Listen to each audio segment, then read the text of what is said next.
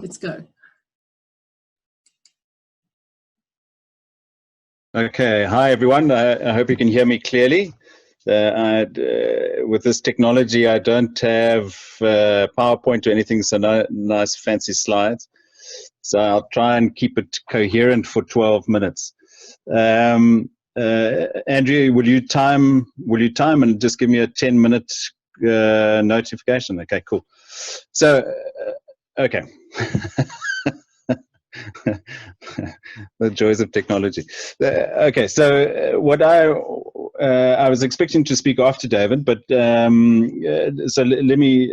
I mean, I don't want to influence it too much, but for me, the important thing is to separate out three components. The one is the reality of COVID. The other is the idea of COVID, and then the action that comes from that. And my base assumption is twofold. The first is that human behavior is driven by ideas rather than reality. So it's our idea of reality that drives our actions, not the actual reality itself. So it's how we perceive it that then becomes really important to us. And the second thing is that our ideas are a open system. And so those open systems are impacted by the idea as an open system is impacted by a whole bunch of stuff, and it shifts and moves, and particularly in terms of what we know, and what we experience in terms of the reality as we experience it. So I just wanted to start by saying first, to talk a bit about the reality of COVID-19. And so first off, to start by saying that the virus and the disease are different. The virus we know is a coronavirus. It's called SARS-CoV-2 because it is the second SARS virus that we've had. The disease itself, which is what most people refer to, is called COVID-19, and that's been something that the WHO, through its naming protocols, did in January. I think January the 24th, around about there. So the reality of the disease comes to us via science mainly, and that in turn means that we are influenced by how science works, and that has a number of aspects to it. So what does science know? How does it measure it? How does it, and data, where does the data come from? And what resources are available to study it? So this article that I sent through last night, or yesterday late afternoon, it was very useful to understand that very few resources in terms of science resource is dedicated to the studying of coronaviruses. So we have a lot more studies happening around virology and how epidemics and that take place, but the coronavirus itself is not well studied. Okay. The other key point to make is that science around the coronavirus is a moving target. So it's shifting. So we understand very well the genetic makeup, the DNA structure of the virus and how it works and how it attaches to human aspects. But what we don't understand is its impact so much. And that's a moving target. And that's why a lot of confusion has arisen around it, is because what we knew about the disease and the virus in the early ages has been shifting. And so in turn, our perception of it and how we do that. What I thought was useful just to state is where we're at currently in terms of what we know. We're at 3.2 million cases globally in terms of COVID. We have 227,723 deaths as a result of the coronavirus, of which the highest is in the United States, and they have now just yesterday topped 60,000. So they have 60,000 deaths from COVID, and it's present in 185 countries or regions. So those stats come from Johns Hopkins University, which is probably the best sort of data and analysis that's taking place. Our World in Data also does a very useful breakdown of the data stuff. The other interesting bit is that there are, in terms of coronaviruses, we know that there are likely to be tens of thousands of coronaviruses, and they are, I think they're called zoonomic viruses because they come from animals to humans. There's a transfer, but the key aspect is the transfer from humans to humans, and that's what's happened with with this COVID-19. But there's 7 that are known to impact humans at this point in time, 3 of which account for about a third of cold cases across as in colds, what we normally call colds. And so they're not serious in that sense, in the sense that they create mortality in that. But there are 2 other viruses, coronaviruses, that have impacted humans. That was, the first one was the SARS virus. I don't know if you remember the SARS virus. That happened in 2003. Since 2003, globally, there's been about 8,000 cases and about 774 deaths, and it was only present in 26 countries. The other virus was the MERS virus, which originated in the Middle East, and that's why it's called the Middle East Respiratory Syndrome. That was about 2,500 cases, 858 deaths, and in 27 countries, and that happened in September 2012. And I think that that's one of the problems that we've had in terms of responding to the COVID virus, is that we've understood it to be a coronavirus, and we've thought that MERS and SARS was relatively contained, and both were under 1,000 deaths. And so generally the world thought, well, maybe this thing isn't as serious as we think it is, but we clearly misjudged it with 3.2 million cases and now close on 230,000 deaths globally. It is, too, as far as I understand, the first global crisis that's happening globally at the same time. And I think that that's a very important thing.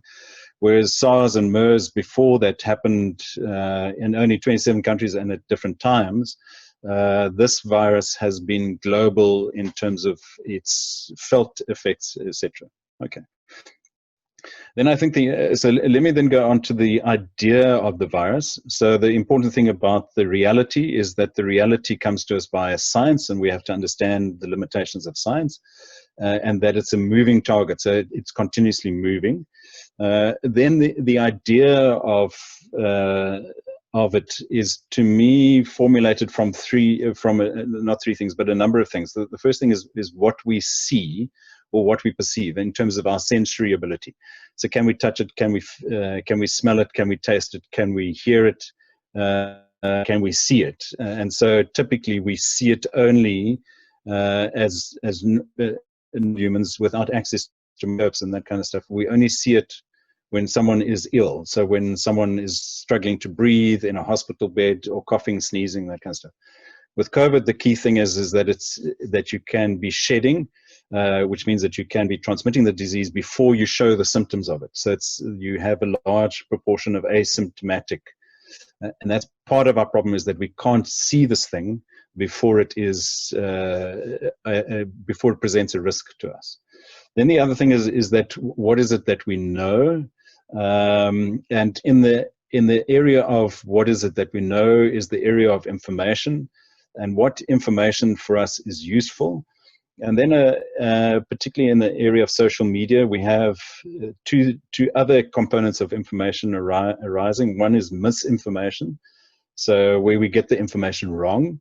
The other one is disinformation, where we deliberately manipulate the information. So we select components of it to create a different story rather than the story that science is telling us. And we see that particularly taking place in places like China, places like America, for instance, where the messaging has been manipulated for a political purpose or some other kind of thing. The other thing is what we remember is a key component of the idea. So what sits in our heads. So memory is created for us not as an exact copy, but rather as a guide for future survival. And so what we remember from SARS and MERS has guided us. And if you look at a number of countries that acted early, they were the countries that had experienced MERS and SARS, whereas a lot of the other countries that reacted slowly, it was the first time that they were experiencing it. And then I think that there's two key components, is what we believe to be true and what we need to be true. So the difficulty with us is that we apply in our idea what we bring into this component what is true, and what is true for us and what is true for our loved ones. Now, truth, in my sense, doesn't really work for science. Science isn't based on what is true. Science is based on what is replicable, what can be proven, etc. And that runs through 10 minutes. Gary? Okay.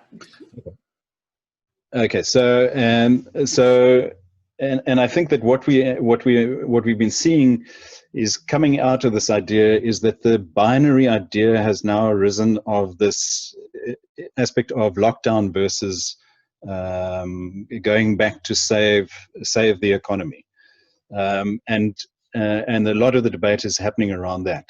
So that is one of the key ideas that has gripped the world at the moment is can we go back?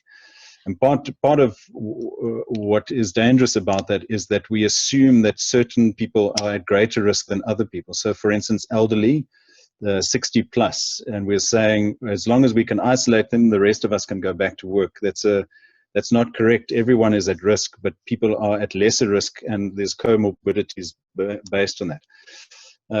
And so maybe let me finish on this. In terms of our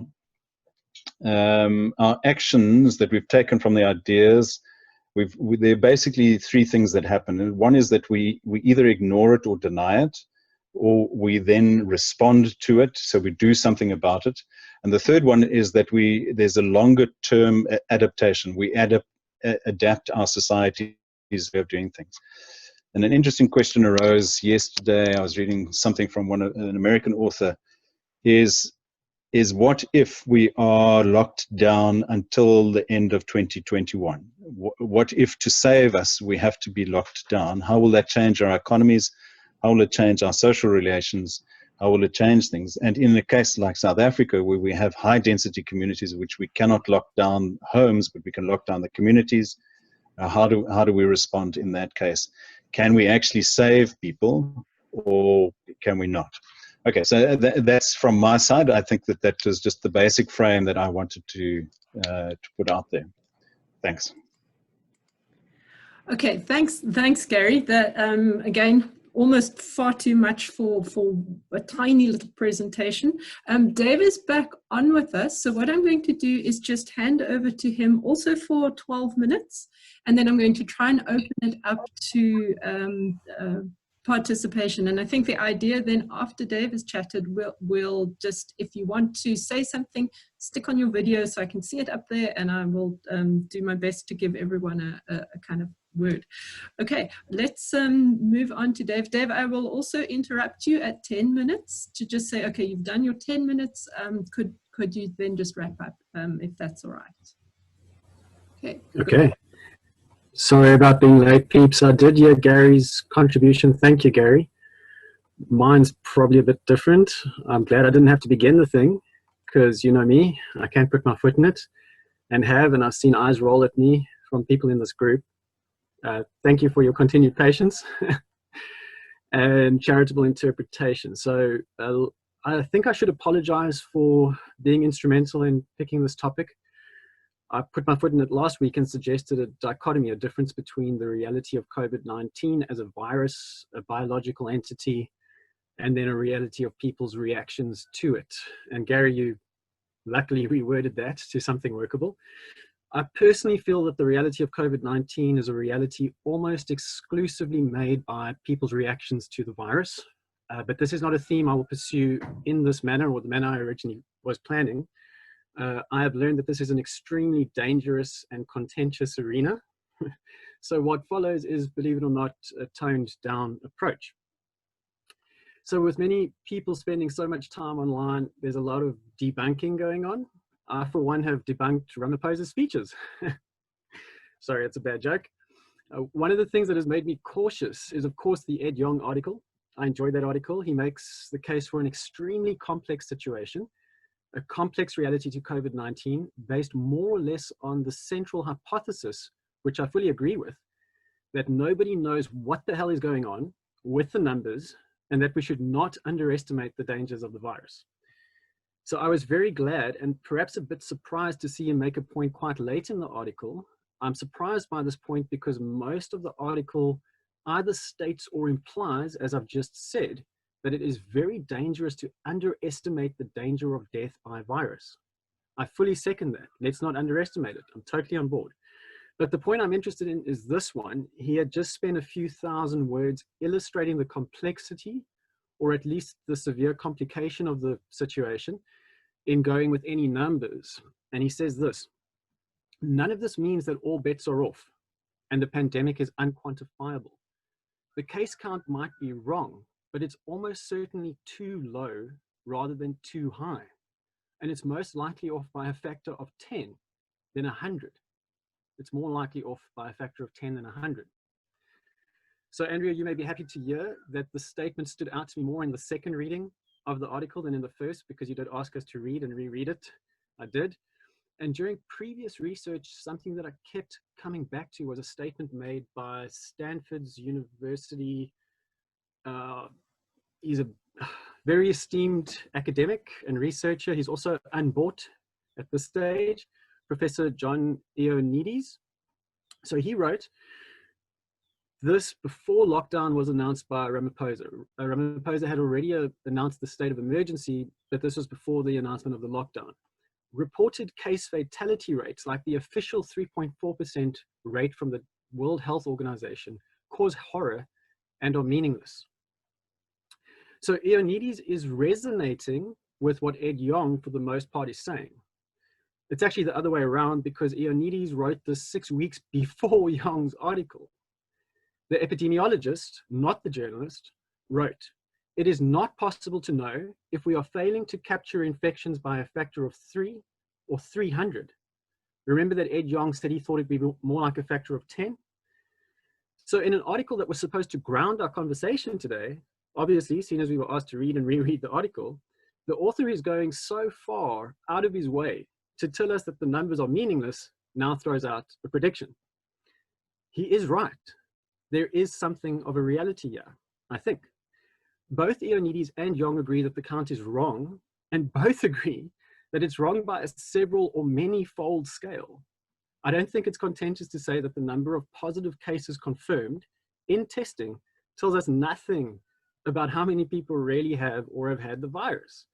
This is partly what epidemiology is telling us, must tell us, and told us right from the start of the pandemic. Now, I know there are alleged problems with the antibodies tests results, so I'm only whispering about the Ioannidis and team serotology study, Santa Clara, 3,300 people. The study we know is not yet through peer review. I think it will get through, but that study implies that the infection rate previously calculated from those meaningless numbers needs to be adjusted 50 to 85 times downwards. But let's not bring the antibody stuff in. I know it's waving a red flag. There is more of it, Germany and the Netherlands. Let's rather foreground the theme that it seems to fit best with people, I think. And this theme is that nobody can make accurate arguments regarding numbers. I do believe I'm quoting you, Andrea. Nobody can make accurate arguments regarding numbers. So sticking with that, I'd like to ask, when a president stands up and reads from the electronic type feeder the number of tests conducted, the number of people who have tested positive, and the number of people who have allegedly died from the virus, what do we make of that? It's a big part of my reality now. Hearing the meaningless numbers as if they self-evidently mean something. They do not. So let me read Ramaphosa in action here. I have looked at his speeches. This is from his address on March the 23rd, 6 days after the Ioannidis article that mentioned meaningless data, and which caused widespread discussion, but obviously not with our leaders. It's from the speech where Ramaphosa declared lockdown and everyone went out and bought toilet paper. When I addressed the nation last Sunday, sorry, I can't do an impersonation. There were over 160,000 confirmed COVID-19 cases worldwide.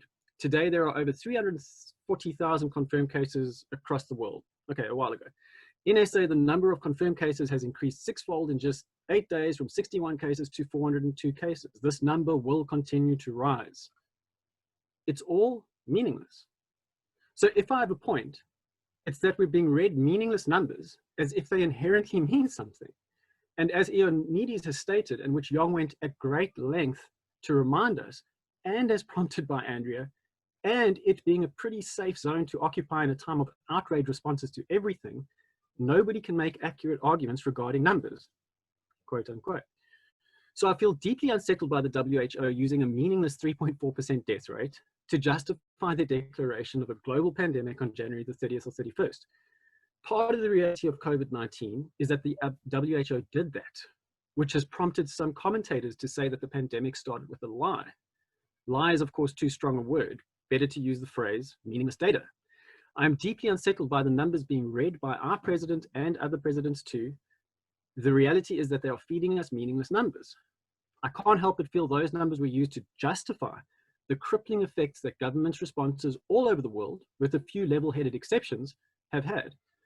It's the impact of those responses that has changed our lives, created the reality of our COVID-19 lives, not the virus.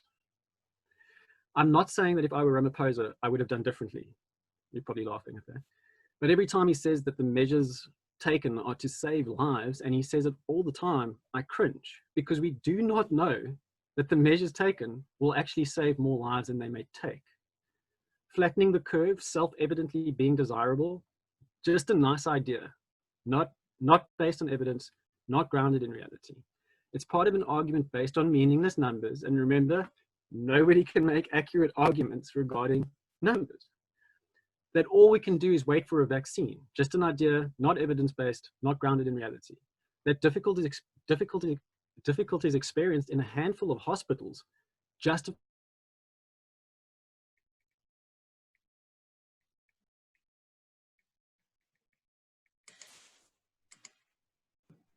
Hi there. It looks like Dave has lost connectivity. He's frozen. All right. So what I think I'm going to do is mute Dave at that. Well, I can't. I mean, he's self-muted. Unfortunately, he seems to have lost connectivity. But perhaps now he's said enough anyway. Maybe we could open up the. I'm going to open it up to people who have, I think, responded on chat. And I'm going to open it first of all to Ethan, because Ethan is asking a question which I think is quite important. Ethan, would you like to kind of put your video on and unmute yourself? Thank you. And ask your question. Okay, well, I guess only maybe he can answer my question, because I don't know which countries he means, but I said which countries does the ICA consider to have made level-headed decision. I do have some other stuff to say though. I came across this YouTube, this interview that happened on the 17th of April with Dave, Professor Johan. Are you frozen? Oh no. What have I done? Okay, listen, Dave, I can't speak to you over the phone. I seem to have interfered with my own video, etc. Gary's laughing at me. So, all right, I'm going to leave you on the phone. You can listen in, and then, yeah, I know, I can see you all laughing at me. I'm speaking to Dave over. Oh, are you back? Are you back on? I'm back. You are back. All right, I'm going to put the phone down. Okay, cheers. I'm sorry, people. You know, this happened. It's never happened, and unless I'm waiting for an important call or conversation. Where did you lose me? Well, I think maybe we've now lost you, but let's go back to Ethan and let Ethan finish what he's saying. We kind of, I mean, I think we've got the picture. So I think I've got one last thing I'd like to. Okay. I really would like to say. All right. Could we let? All right. All right. I'm not sure. Could I kind of like to let Ethan finish, and then I'll come back to you and you finish what you want to say, and then we'll open it up again. Does that sound all right? I don't mind letting David finish, because I had that one question, but it really was a question, and then I didn't really start what I was going to say anyway. So we can let David finish. All right. Okay. Thanks, Ethan. Okay. Dave? Okay. So the point I'd like to get to, in case I disappear again, is that part of the reality of COVID-19 is now a new thought police emerging. So these the members of this New Thought Police are driven by a fundamentally paradoxical and problematic position, in my opinion. This position is that you cannot know what is really going on with the numbers, and then to attack or shut down anybody who draws attention to the fact that the official numbers being thrown around are wrong and are being used by our leaders. This is extremely important because the numbers which members of the New Thought Police are happy to correctly point out mean nothing are the main justifications for the extreme extent of government's reactions. I know that the precautionary principle can be used to justify those actions, but it can also be used to justify not taking those actions. The unemployment, poverty, stress, indebtedness, and so on that are results of lockdown will have generational consequences. This is part of the reality being ushered in by people's responses to COVID-19 and not by the virus itself. And the more one looks, the more conditions of this reality appear disproportionate to the threat. But I won't get going on those conditions. I don't know how many times Ramaphosa mentioned in his address to the nation, addresses, that the extreme actions taken by government will save lives. He does not know that. But make no mistake that the actions taken by government will take untold numbers of lives and cause added suffering and losses of freedoms. This is part of the reality of COVID-19.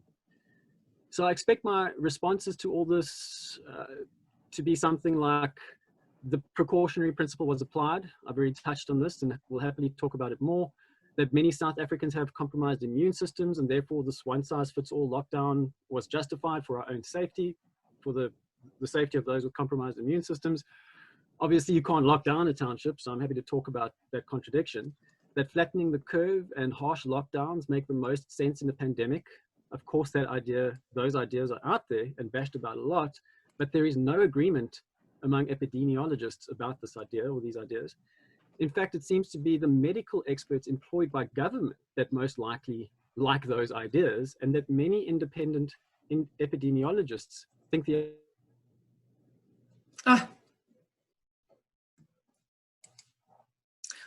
All right, we've lost Dave again, but this time it's lost. Could we now move to Ethan? Sure. Sorry to have this jumping back and forth, the technology, very annoying kind of. All right, thank you. Could you make it as brief as you can so that we can give as many people as possible a chance to say something? And if you'd like to chat, if you'd like to respond, please just notify me on chat or raise a hand. Okay, Ethan? Okay, yeah, so I came across this interview that was conducted on the 17th of April with a Professor Johan, I think it's Iscia, who is one of the world's most senior epidemiologists. He is advisor to the Swedish government. He's retired now, but he was also the guy who hired Anders Tegnelli, who is currently directing the Swedish strategy. And he is also advising the Director General of WHO, the World Health Organization. And he thinks that, lockdown is completely the wrong way to go. Like it's just the wrong thing to do, that by the end of this, it will have basically been, I think his words were, a tsunami wave of a mild disease. So he thinks about 0.1% of people will die, which is like basically when a flu is just really, really bad. And it might be double the amount of people that die, but not 10 times the amount. And he was speaking mostly about the UK and Sweden. The guy who interviewed him was from the UK. And he thinks by the end of it, we'll find out that about 50% of people have been infected with COVID, but just, they were healthy enough to get COVID. And what he's really worried about also is that... Could you kind of wrap up? Thank you. Okay, well, one of the things that's really bad about, the way people are reacting to this is that unpublished and and papers that are not peer-reviewed are now being used for policy, which is, something that, I'll end off there, but yeah. Right. So, yes. Yeah, we're taking harsh measures. Yeah, basically, yeah, that's what he thinks. Okay, yes, thank you. interesting perspective too. Ethan, I'm just reading chat here. Could you provide the details of the article, the YouTube article that you engaged with? Maybe you could send it to us through email, through chat, through our Facebook page, or through our Google groups. Maybe I'll put the link here now and then later on. All right, thank you. All right, Gary has his hand raised. Maybe we'll give him a minute or two, and then, but I really do want to hear from other voices too. So a minute or two, Gary, if you don't mind. Yeah, sure. Okay, so I think I'm unmuted. So I just wanted to address one key thing about Dave's questioning, is that he's absolutely correct. Data is not accurate. And that, so if I just take the case fatality rate is the total number of cases divided by the numbers of death. Now, the total cases is determined by how far we test, and there's two types of tests. We either test for the virus or we test for the antibodies. The antibodies has something like a 90% thing, but it leaves a large gap. The problem is that we have an insufficient number of tests to test everyone, so we have to make decisions about who we test, and that varies from country to country. So the denominator is adjusted because of that. The numbers of death too is the same problem, is that we have to test for corona for us to be able to say definitively that it is, but we don't have enough tests. And the other question then becomes about comorbidity. So if I have cancer in the lungs, for instance, and this pushes me over the edge, what was the cause of death? So very often death is a complexity rather than a single cause. And so how do we measure it?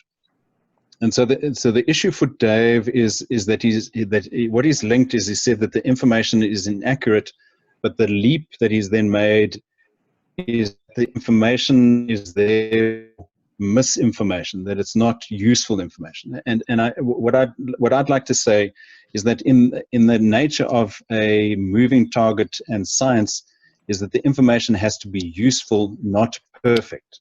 It doesn't have to be accurate in the sense of perfect information. It has to be useful information. And the numbers that the president gives is most certainly useful information. And Dave,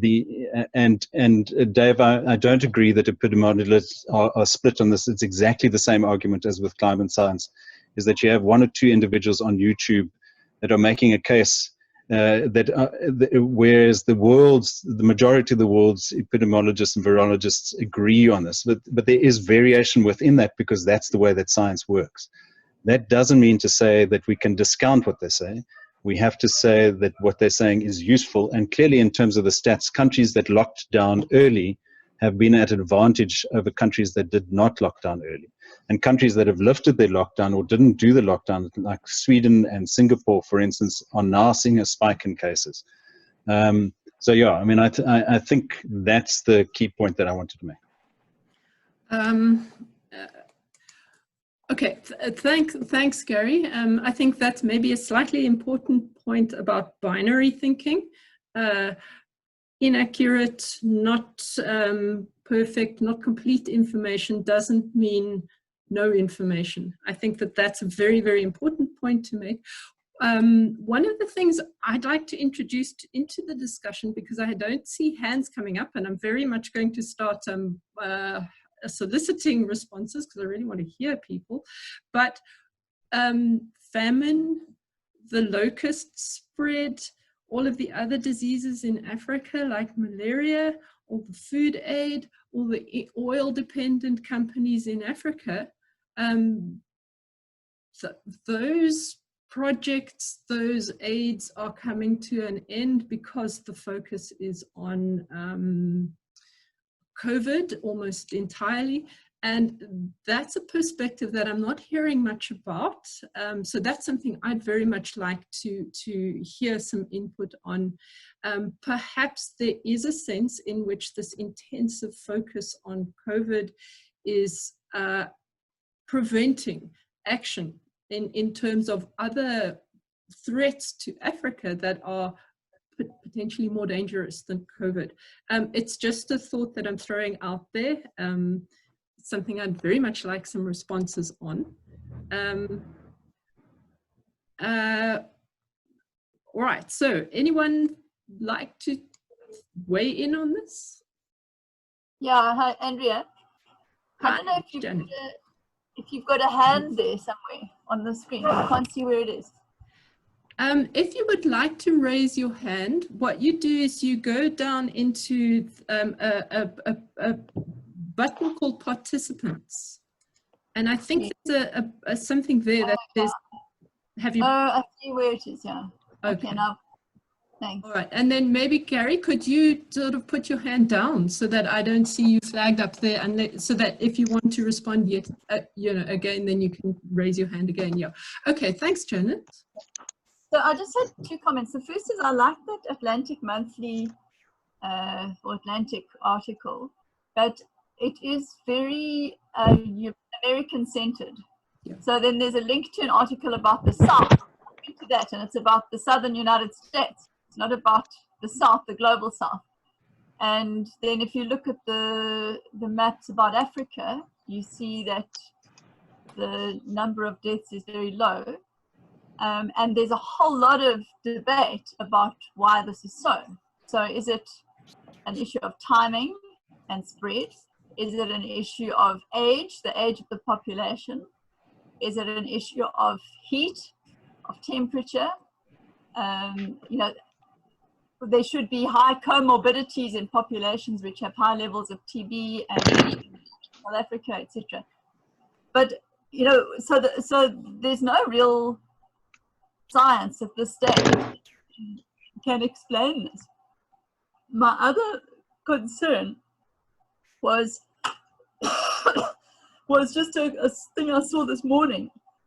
One of my friends commented that in Johannesburg or in Gauteng there have been 15,000 arrests under the regulations, under the lockdown regulations, and they said this is like the 1985 state of emergency. So I'm just throwing that out I won't say in support of David's argument, but just as a warning about how the security forces are using this as an opportunity to repress particular sectors of the population, and this is invisible to us because we're not living in those townships or those informal settlements where people are being forcibly removed and so on. Anyway, that's just a comment about the reality and how it's experienced in some places. Okay, let's somebody else go. Okay, thanks, Janet. I think that this increases the complexity of the thing that we're facing, and there's a lot of reasons to kind of support what Gary is saying and what that article is saying. I agree with I think almost all of it, except that it is very European/American focused. The issues are European and American issues at this stage, and are we ignoring African issues? I think that's an incredibly important and we have a plague of locusts. Do we know this? That is decimating all sorts of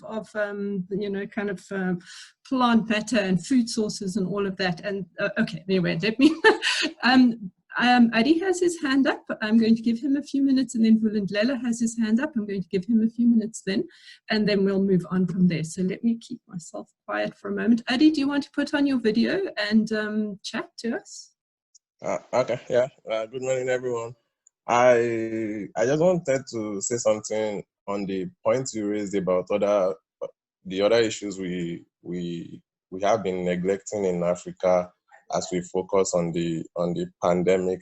Now in Nigeria, we have this fever we call Lassa fever. It comes from rats, urine, and feces, and it recurs every year. And then this year alone, it has killed close to 100.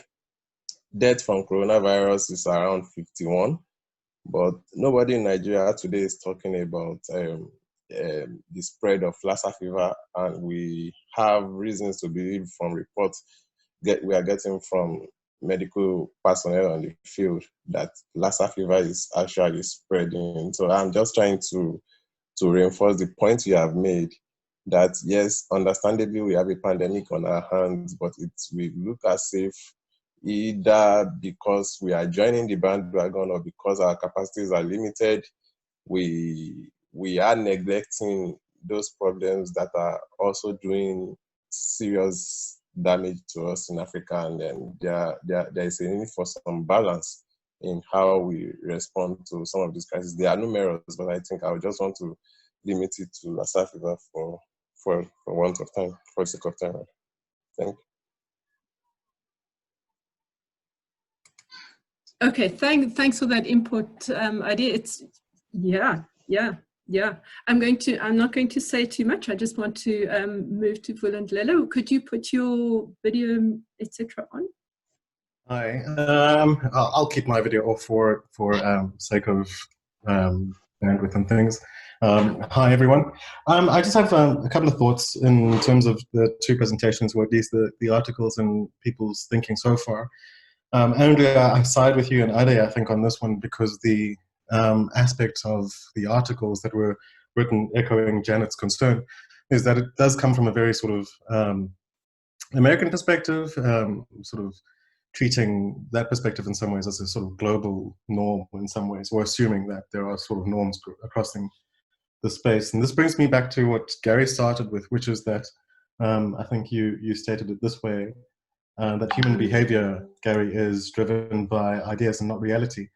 And I'd like to sort of think of Africa in the context of other things that have affected us. You've mentioned locusts and so forth, but going to the other scope, which is HIV and AIDS, and that in terms of the reality of things, and how Africa, I suppose, maybe even more so South Africa and other places like Zimbabwe, have dealt with things like AIDS, Uganda as well, was that it was pretty much people living at the coalface and seeing the actual impact of stuff. And if realities are sort of governed by the ideas in some ways, we may not really have an idea of what COVID is really doing until we're actually confronted with the reality of it, which is seeing someone die in front of you or be infected and so forth. So I'm just raising my thoughts as to numbers being reflected, and there's conversation around epidemiology and so forth, and yet the reality of the situation being that we are, in essence, not really seeing the impact,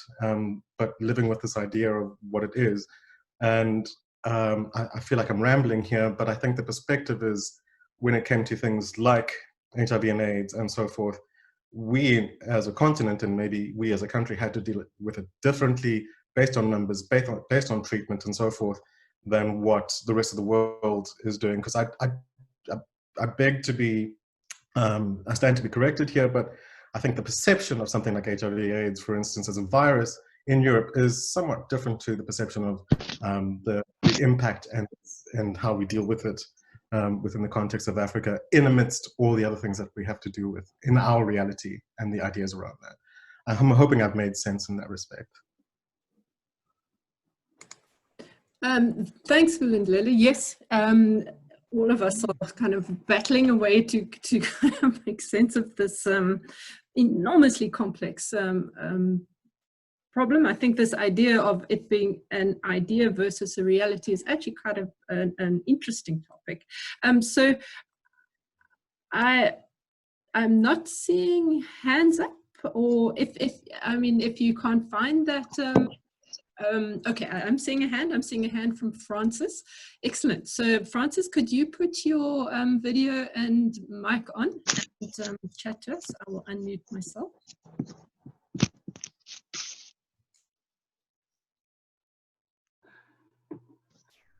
Okay. Good morning, everyone. I just want to check if you can hear me, guys.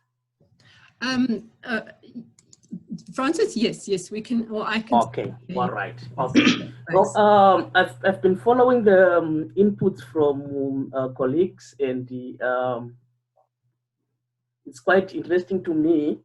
And what I seem to notice, maybe at this point, since this pandemic is new, it was unprecedented, and we have got a lot of disciplines that are, making efforts from their different approaches to kind of respond to the pandemic. We are at a point where we would perhaps like to consider inputs from the various disciplines, especially statistics and the numbers, and look for what is useful, like the former speaker mentioned, that out of the information, it might not be accurate, there is room for error, but there are nuggets that we can pick out of that and avoid throwing away the baby with the water and just dismiss all the statistics as perhaps not very important at this point. So my contribution, my point that I would like just to underscore is that I think we need to be kind of inclusive. Statisticians will make their statistical inputs. If we've got other disciplines, scientific, natural sciences, social sciences, like that, then maybe the role of our leaders or those that make decisions is to look for important or useful information that is coming out of those, contributions. Thank you, Chair. Thanks, Francis. I think that, I mean, I very much like that distinction. It's a much more of a complex thinking. One doesn't want a binary thinking where you think either you're going to have absolute accurate information or no information. That's very, very, I mean, it's as polar. One needs a kind of complex way of thinking about this where you have useful information, somewhat useful information. It's going to help you act because you have to act, but it's not going to be perfect. Yeah. Okay. So are there other people who would like to make or have things to say? If you can't find the hand function again, sorry if technology is silencing you, then just put on your video and wave at me, and I will, then open the floor to you.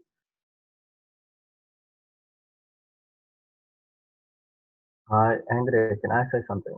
Yes, do. Okay. Oh yeah, so on the one hand, I mean, I agree that, this view on COVID is taking away from AIDS and the locusts and all that. On the other hand, though, one of the good things that's come out of it, I'm not saying it's good that we're acting to COVID in this way, but all around the world, gangs have like put their hands up. Like I know in Brazil and some other South American countries, and also in Cape Town, all the gangs have said, indefinitely, no more gang wars and stuff like that, and they're staying off the streets. So, people aren't getting shot in the head and stuff, which is, well, that's very good. And on the other hand, this is just an observation, but like when Gary started his presentation, he said something along the lines of, we never deal with reality itself, but an idea of reality. And then when David started his, something along the lines of how reality is made by our idea. I don't know if he means our idea of reality or just our ideas, but they seem kind of contrasted to me. So if we had more time, it would have been fun to see the philosophers duke it out on that one. Anyway, that's me. Okay, there I am back again. Thanks, Ethan. I think that, what the philosophers can start sort of unpacking all of this outside of this little forum. I mean, the forum is in a certain sense an attempt to start triggering ideas. And then just remember, we do have a Facebook page and a Google Groups where you can actually maybe think about some of the things you want to talk about and expand them further. What I think, unless there is somebody who especially would like to talk in our last 5 minutes or 10 minutes or so, I'm searching for hands. Otherwise, yeah, I'll give our two speakers definitely a few minutes each to say something. Okay, yes. So, okay, I'm going to, Gary's gone again. I'm going to let Dave chat for a couple of minutes, and then I'm going to let Gary chat for a couple of minutes, and then if there's anybody else who wants to say a final word, then we will, do that. Okay, so Dave? Very quickly, it's just a brief point. I fully, and I think most people do, acknowledge the complexity of the situation, right? We all know it's uncertain. We all know that the numbers are difficult to make sense of. But we keep hearing again and again and again meaningless numbers. I mean, Gary, you read out numbers from today about the rates, about deaths. And though we know that people are dying from this thing, and we know that it affects a certain range of people, we still hear death rates. We still hear these. I mean, I was standing in a pet shop queue yesterday, listening to Radio Go playing in the background. They just didn't stop talking about the number of infections in South Africa, Port Elizabeth, and globally. But the one authority that I would turn to for trying to make sense of that number is John Ioannidis. And several, I mean, the claim that this is like the climate change thing, where you have a couple of marginal voices that derail things, is just wrong. They are like, I'll happily link 5 epidemiologists who show that our decisions have been based on numbers, and the decisions are not proportionate to the risks. So then one uses the precautionary principle and says, but what if? But if you apply the precautionary principle to the what if, the long-term consequences of lockdown, the deaths that are going to come out of this thing, long-term, generational consequences, are proportionately horrendous. And then to bring your points in, Andrea, and others, what's happening in the world already is a health crisis. It's a health emergency that underlies many of those pre-morbidity deaths. So I just think it's unfair, and I'll stop here. It's unfair to say, well, we're going to still use the numbers, even although we know they're meaningless. I don't think they give us any useful indication of what's happening. And that is disastrously scary for me, because we're letting people who have a long history of hijacking our freedom make all our decisions. So that's the context I would encourage you to look into. Don't look at the numbers. They are meaningless. And that's not me saying that. That's several different epidemiologists. I will happily link that wherever I have to. That's it. Thank you. Okay, thanks, Dave. One corrective: I will not allow this forum to go out thinking that the numbers are meaningless. And because the numbers are meaningless, or because the numbers are inaccurate, they are meaningless. That is too extreme. It is an ideological position, and it is not accurate. And I really, really, really want that to be clear. Sorry to be sort of taking or sort of whatever it is as a host, but I absolutely don't want anybody to go out thinking numbers that are not perfect or accurate are meaningless. That is not right. Okay, simple, just one thing. I'm going to give it over to Gary now. Gary? Okay. Okay, Andrea, thanks very much. Yeah, and I mean, I think you've responded well to David in that sense. I mean, I've made the point. I don't think that it's meaningless. I think the criteria is it useful, and I think it is useful. The point I wanted to make is that our perception is based on where we act. So if you see a lot of the social media stuff, it's complaints about exercise and dogs and that kind of stuff. It's a very much a middle class view based on discomforts that people are experiencing during lockdown, etc. What we're not bringing into the picture, because we can't see it, is what if we did nothing and we just let the virus go? What would our society look like? What would our economy look like if that were the case? Now, the unfortunate thing is that we can't see it because we have responded. So it's always going to be a sort of abstract construct. But the important thing that we do know, Dave, is that in viruses, if you act early, you prevent large-scale death. And so the question for us is the information useful enough for us to act early in terms of it? And quite clearly, the consensus around the world is that we have to act on the basis of the information that we have, and that the information is useful in driving that. And in the case of South Africa, just to make the other point, the lockdown isn't just in terms of homes, the lockdown is also in terms of communities. It's the cessation of movement that is key, and the modeling is based on a 50% restriction of movement, not a total restriction of movement. That's it from me.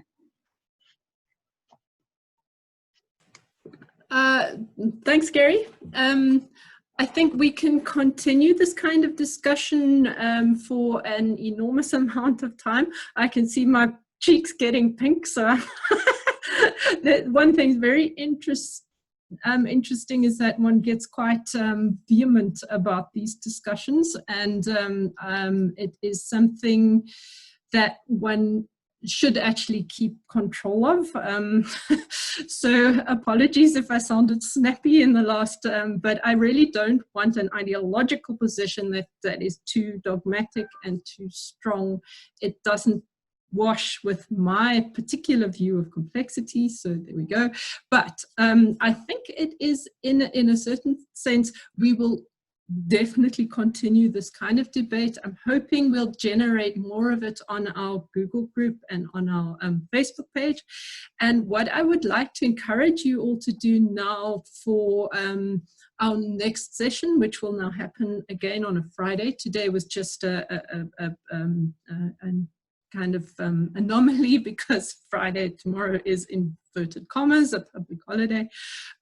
What I would very much like to do is invite anybody who's been part of this discussion but has been very silent. I can see a whole long list of people who have obviously been listening in. Maybe if there's something that triggers your imagination, or if you would very much like to present something on something particularly, well, no, not particularly, I'm not going to, I would very much like to then, perhaps if this format works to some extent, have two people presenting on something again, and then other people weighing in. It does seem to be an okay format to go along with.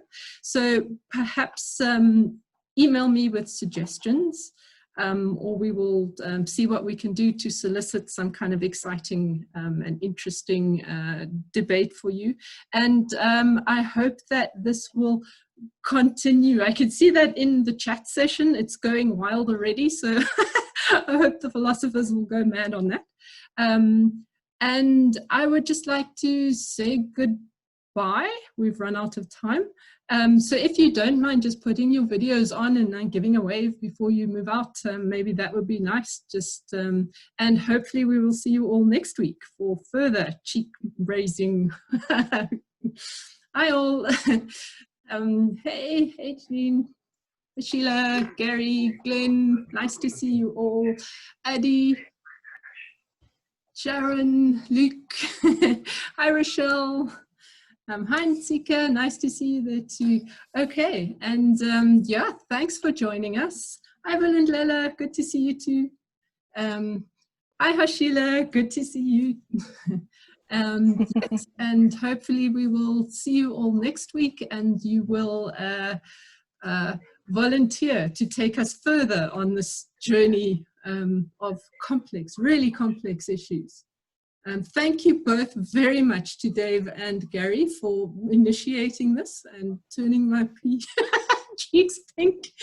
And yeah, goodbye. Okay, I'm going to end it.